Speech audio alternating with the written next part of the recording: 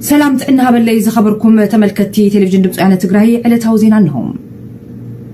فاشستي أبي أحمد بحية سراوي تግራይ سف زيبل وتهدراوي سعرت كم استقوم مفليتو ناب معد سلام نخقرب تحتيت لهم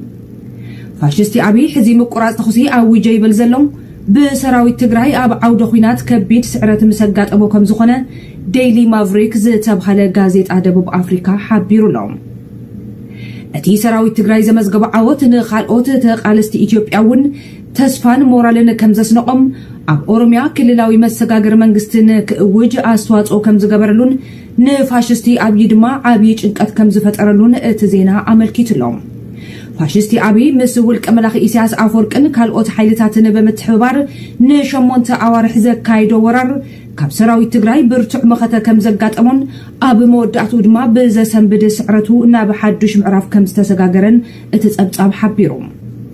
فاشستي ابين ملافنتو القملاخ اسياس افورقن كويناتن تجمر كاب حبرات عرب امريس زرخبو وتهدراو حجز منغستي امريكا بزغبرو دبلوماسياوي صقي كم استقارصن فاشستي ابي اب قرباوان نمختل قدما مينستر ጉዳያት ወጻ ደመቀ መኮንን ናብ ሩሲያ በመልአኽ ዝሓተቶ ሓገዝ ከም ዘይቀንዖን እቲ ጋዜጣ ገሊጹሎም ጅግና ሰራዊት ትግራይ ኣብ ልዕሊ ፋሽስቲ አብይ አሕመድ ድሙቕ ወተሃደራዊ ዓወት ብምምዝጋብ ንመብዛሕትኡ ክፋል ትግራይ ተቆጻጺሩሎ ዝበለ ዴይሊ ማቭሪክ ፋሽስቲ አብይ ነዚ ኣብ መሬት ዘሎ ሓቀ ተገንዚቡ ናብ ማዕድ ሰላም ንኽቀርብ ኣገንዚቡሎም اتين عالم زس دمم وتهدراوي سرحيت حي سراوي تግራይ وفري قالوا لعبانغان ጉዳይ مروخات وتهدرات فاشستي ابي احمدن حزون اورا اجندا عبيت ميدياتات عالمنا كوينو قصيلولهم ደ ጋርዲያን እቶም مروخات اب ከተማ መቀለ ናብ ዝተዳለወሎም መዕረፊ ስፍራ እንትኸዱ ነበርቲ ከተማ መቀለ ድማ ስርዓትን ጭውነትን ተላቢሶም እናተዓዘብዎም ድሓር ድማ አቤት ህንጸት መቀለ እናበጽሑን ዘርኢ ምስላዊ ዛንታ ከም ስዕብ አዳሊወሎም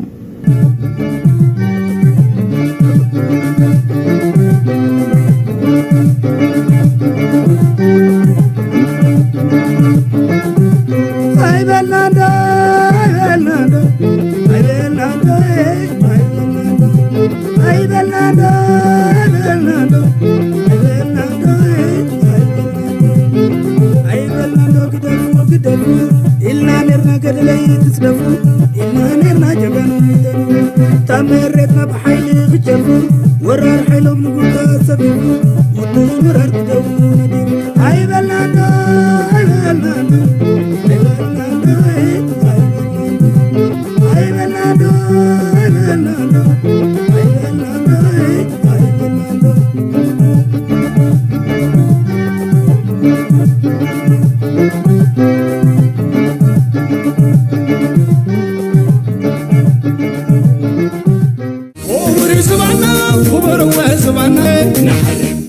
زيراتاتنا حزون نقصل ايوم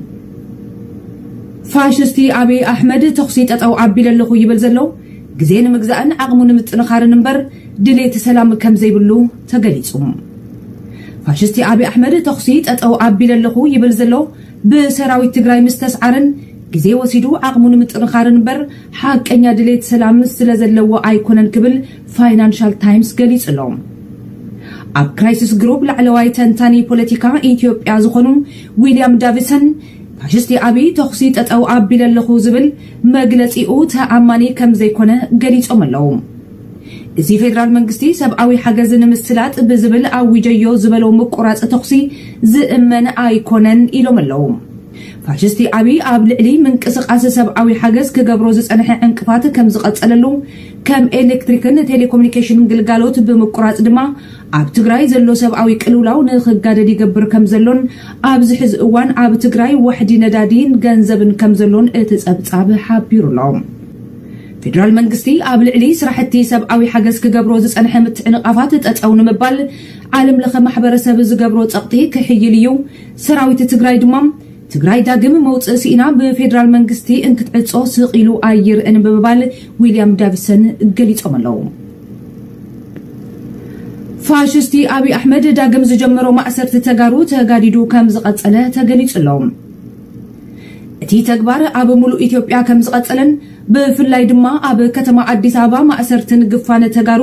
ብዝኸፍአ መልክዑ እናተፈጸመ ከም ዝርከብን አዲስ ስታንዳርድ ጸብጺቡሎም ሲቪል ዝተኸደኑ አባላት ጸጥታን ፖሊስ አዲስ አበባን ተጋሩ በበዝሒ ኣብ ዝነብርሉ ከባቢታት እታ ከተማም ብፍላይ ድማ ሳድሚት ኣብ ዝተባሃለ ከባቢ ንተጋሩ በአልማቤት ከአስሩን ከጋፍዑን ከም ዝተርአዩ አዲስ ስታንዳርድ ወሲኹ ሓቢሩሎም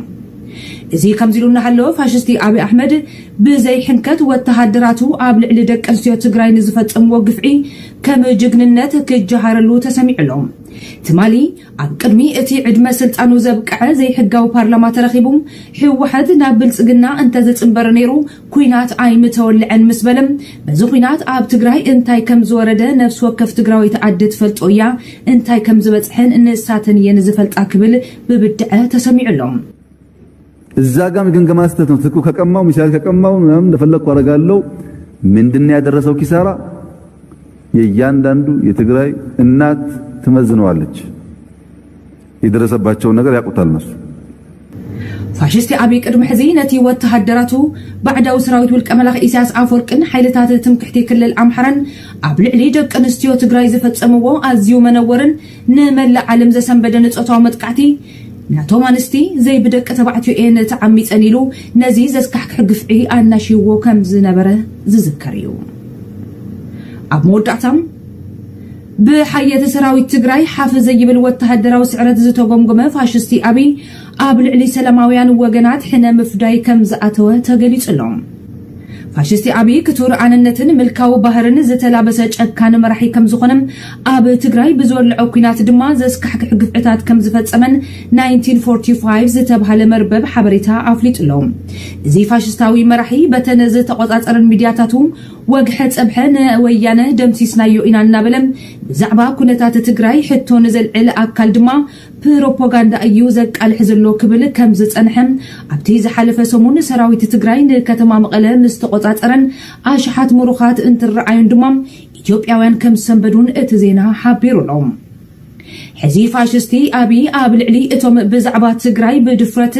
ክጽሕፉ ዝጸንሑ ጋዜጠኛታት ሕነ ብምፍዳይ እናዓሰሮም ከም ዝርከብን ማሕበረሰብ ዓለም ድማ ነዚ ጨካነ ተግባር ፋሽስቲ አብይ ክኹንን ጠጠው ከብልን ከም ዝግባእ እቲ ጸብጻብ ኣመልኪቱ በአርከ ዝኸበርኩም ተመልከትና ንሎሚ ዝሓዝናልኩም ዜናታት ኣብዚ ኣላኢምና ኣለና ብኻልኦት ዜናታት ተመሊስና ክንጋነኢና ክሳብ ሽዑ ሰላም ሓልዋትና ንድሕንነትና ንብቕልጽምና ትግራይ ትስዕር